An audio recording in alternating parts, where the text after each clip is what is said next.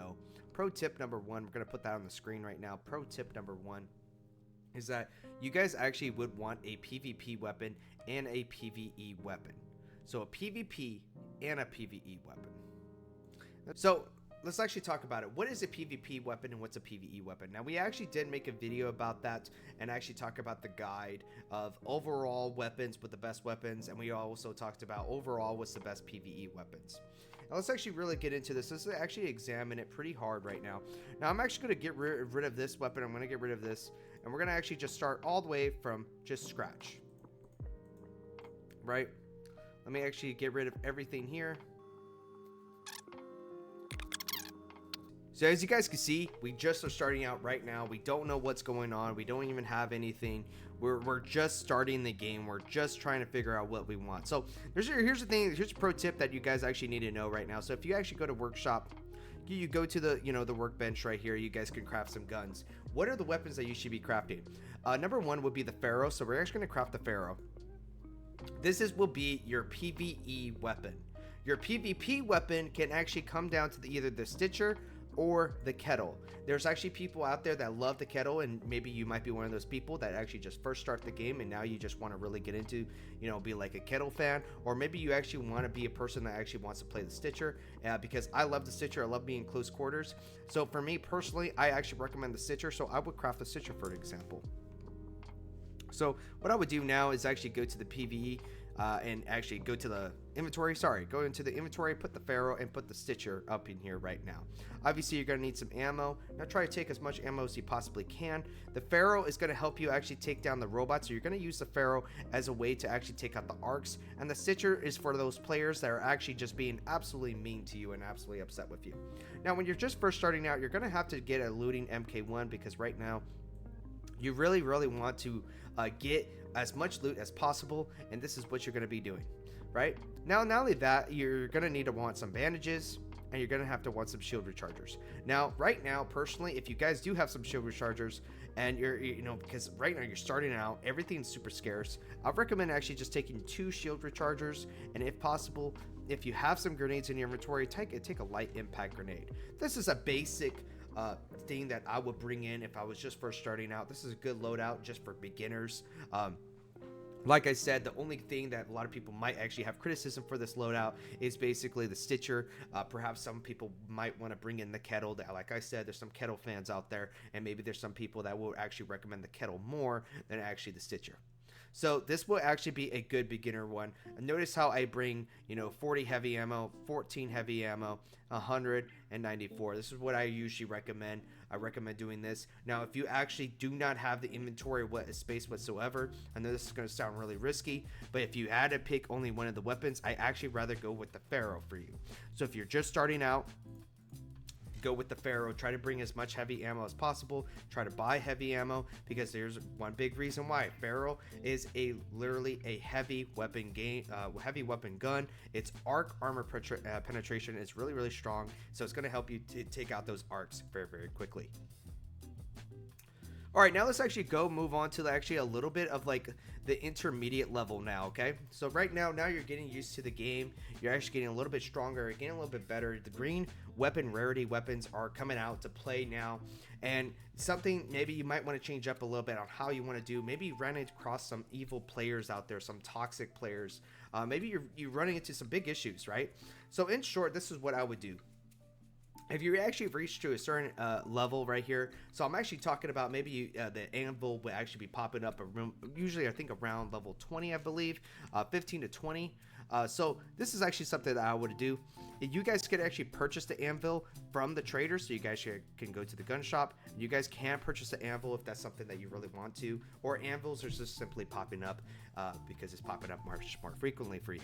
So this is something I would recommend, is that I would recommend the anvil, which is the anvil will play an all-around weapon. It's actually really good for PvE, and it's really good for PvP. So this is an all-arounder, a very amazing weapon to bring with you. And here's another thing too. If you, like I just said, if you're going through a lot of like some toxic players, some players are actually killing you, or maybe you're killing people in defense, because in case you don't know, if you actually kill a raider, even if it's defensive or offensive, doesn't matter. You have a higher chance of actually being put into a PvP lobby. a lobby that actually can be filled with a lot of players that are actually killing other players. So maybe you might want something a little bit much more protective here. This is why I actually do recommend the Combat MK1. Now, the reason why I recommend the Combat MK1 Mark 1 is because it actually allows you to actually wear medium shields.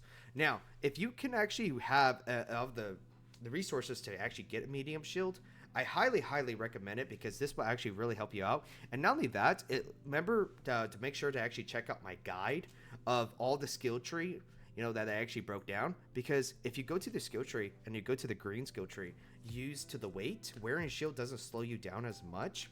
The medium shield actually is trying to slow you down by 5%, but if you have that green skill tree and you actually put 5 points into it, it actually really would help you a lot. So the medium shield is a complete step up to the light shield. The medium shield to the heavy shield, it's a step up for sure, but it's not much of a step up. That's not in my opinion, though. I feel like the medium shield is a great step up compared to the light shield of medium shield. Medium shield to heavy shield, not so much. So there you go. So you got the Combat Mark 1, you got the medium shield, you got the anvil now. So what would be like your PvP weapon? This is actually comes out with a little bit of a surprise again. I actually would recommend the Stitcher. Now, here's the reason why. Or the kettle, like I said, it's either Stitcher or kettle. But I recommend more so with the Stitcher here in this one.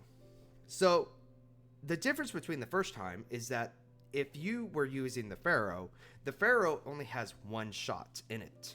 So you're not really going to be using it awfully a lot in PvP. You're probably going to be using your secondary weapon, which is for close quarters or medium range. Kettle is actually good for medium range, I would say, and for close range. So I feel like the anvil is actually really good for long distance and medium distance, and the Stitcher is really good for close distance. So if you're in the building, I think the Stitcher is going to do its job. So for that instance, I would recommend always to bring heavy ammo, and you bring some light ammo as well. And just like the same thing as always, you want to actually bring some bandages, but this time, depending on your scenario, because you be the best one to actually look at the resources to see what you're going to be bringing. But in this time around, I would actually recommend actually bringing 3 shield rechargers.